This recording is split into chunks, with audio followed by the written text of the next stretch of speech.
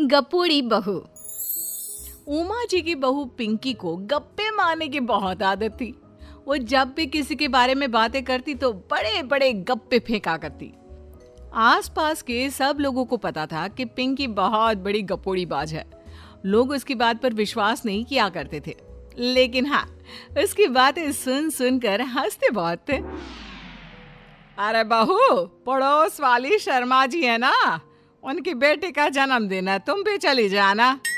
ठीक है मम्मी जी, ये तो बता दो गिफ्ट में लेकर क्या जाना है। अरे लेकर क्या जाना है, 250 का लिफाफा दे देना, बस काफी है। अरे मम्मी जी, अच्छा लगेगा क्या?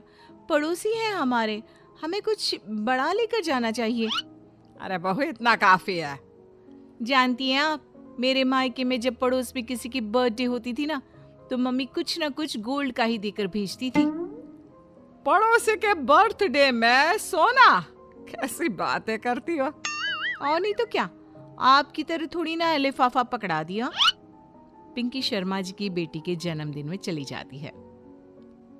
अरे आज तो बड़ी सुंदर लग रही हो साड़ी में। जी मैं तो लहंगा पहनकर आने वाली थी, मम्मी जी नहीं मानी। अरे बेटा, बर्थडे पार्टी में तो साड़ी चल जाती है, मेरा मतलब कोई शादी थोड़ी ना है। कैसी बात कर रही हैं आप आंटी जी? मेरे मायके में तो छोटे छोटे फंक्शन भी हम लोग लहंगा बनवाते थे बुटीक से, डिजाइन करवाकर। चाहे पड़ोस में किसी का जन्मदिन हो, मेरी मम्मी हमेशा बुटीक से नया लहंगा डिजाइन करवाती थी। मैंने तो ऐसा कहीं नहीं देखा, ये तो तुमने आज बड़े कमाल की बात बताई। अरे जाने दीजिए, कोई बात नहीं। और बताइए, आपकी बेटी नजर नहीं आ रही? अरे भाभी, मैं यहाँ हूँ, ये देखिए मेरा ड्रेस कैसा लग रहा है। ठीक ही है, मतलब बर्थडे के हिसाब से थोड़ा हल्का है ना। अरे भाभी, इतना सुंदर गाउन पहना है मैंने। मैं ना शादी से पहले अपने बर्थडे पर हमेशा जरी वाला लहंगा पहना करती थी, यही मैं तुम्हारी मम्मी को भी बता रही थी। उसके बाद केक काटने का प्रोग्राम शुरू होता है।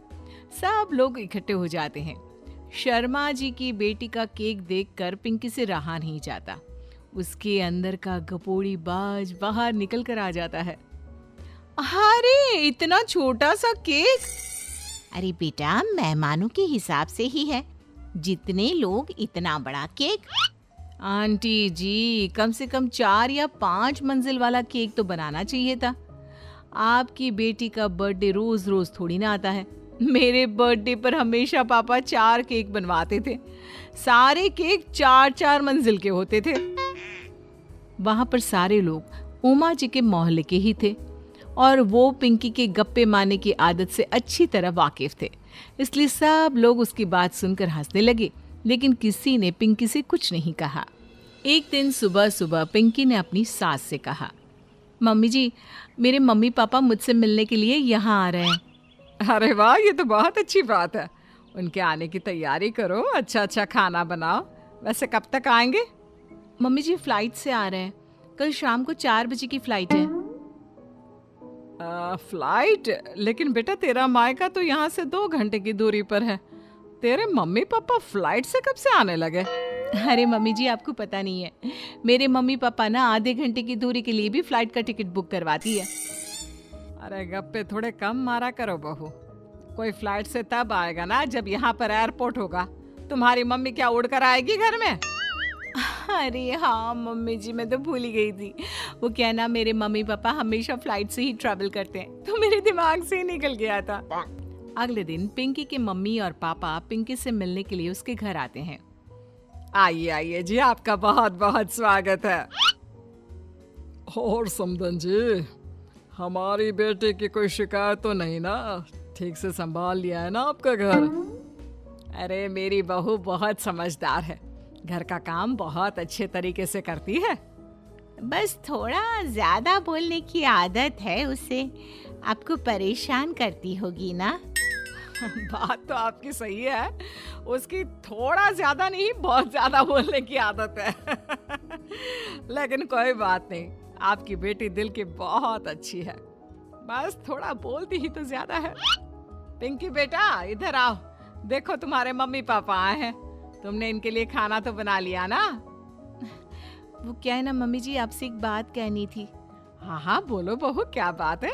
डरने की कोई जरूरत नहीं। वो मम्मी जी, मैंने सोचा मम्मी पापा आए हैं तो खाना बाहर से मंगवा लेती हूँ। अरे कोई बात नहीं बेटा, वैसे भी तुम किचन में काम करने लग जाती तो अपने मम्मी पापा से बात कब करती। बहुत अच्छा किया। अब तुम अपने मम्मी पापा के साथ बैठकर आराम से बात करो, मैं अंदर जाती हूँ। शाम का वक्त जैसे ही दरवाजे की घंटी बजी, 3-4 लोग हाथों में खाने के बहुत सारे पैकेट लेकर उमा जी के घर पहुंच गए। अरे भाई कौन है आप लोग? लगता है गलत पते पर आ गए। नहीं नहीं माँ जी, हम तो खाने का ऑर्डर डिलीवर करने आए हैं, यहीं से बुकिंग मिली थी। अरे नहीं नहीं, आपको कोई गलत फहमी हुई है।